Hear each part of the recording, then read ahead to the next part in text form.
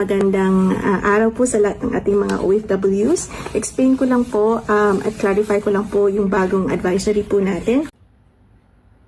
Mga ka-OFW, isang maganda at mapagpalang araw sa inyong lahat. Ngayon samahan niyo ako, panoorin natin yung advisory mula sa DMW o Department of Migrant Workers, tahanan ng OFW. Ito ay para sa mga OFW na magbabakasyon sa Pilipinas. So, kung ikaw ay first timer na magbabakasyon sa ating bansang Pilipinas, ay kailangan mong magpa-verify ng iyong kontrata.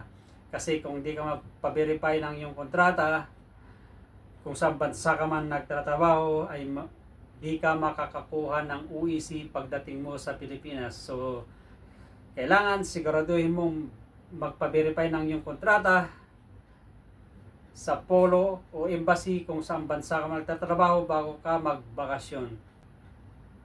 At ngayon, kung ikaw naman ay isang OFW na pabalik-balik na sa iyong kumpanya o employer, ay di mo na kailangan magpa-verify ng kontrata kasi makakakuha ka naman ng UEC exemption through online. So, bago natin panoorin, ako pala si Ronnie, isang OFW dito sa bansang Kuwait. Pasupport naman channel ko, like, share, and subscribe. At pakipindot na rin yung notification bell para updated ka lagi pag mayroon akong mga bagong videos. Here we go, panoorin natin. Magandang araw po sa lahat ng ating mga OFWs. Explain ko lang po at clarify ko lang po yung bagong advisory po natin. So napapansin po natin, ganito po yung itsura ng ating kontrata.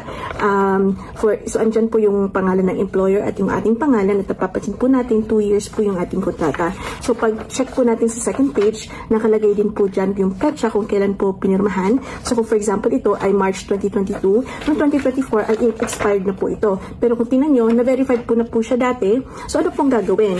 Kung uuwi po ako ngayong taon, gagawa lang po ako ng panibagong kontrata. So for example, ito po, same pa rin po ang employer, pero pirmahan ko pa rin po, hindi ko na po kailangang ipa-verify ito. Okay? Pero pag uwi ko po sa Pilipinas, itong dalawa po ang dadalhin ko all the time. Ito po ipapakita ko sa immigration na hindi po nagpalit ang aking employer since 2022. Okay? And then, para naman po sa mga workers na open contract or walang duration ng kanilang contract or indefinite, hindi na po kailangan mag-issue ng bagong kontrata. Yun na po, salamat.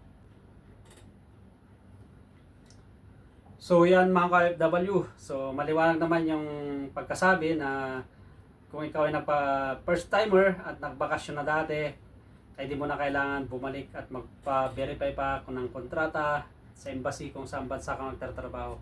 Pero kailangan dala-dala nyo yung lumang kontrata at saka yung bagong kontrata.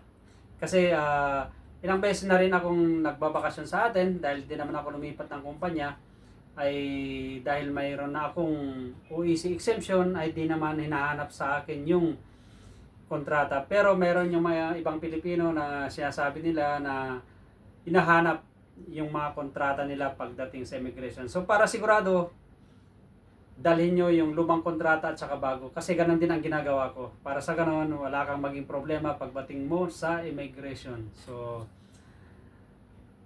yun lang mga ka-OFW. Sana nakapagbigay ako ng nakapag-share ako ng konting kaalaman sa mga katulad kong OFW. So, maraming salamat. Ingat kayo lagi mga ka-OFW sa mansulok ng mundo. Kita-kits sa mga sunod kong videos. Have a nice and great day to all of you. Thank you for watching. Please support my channel, like, share, and subscribe. Maraming salamat. Hanggang sa muli.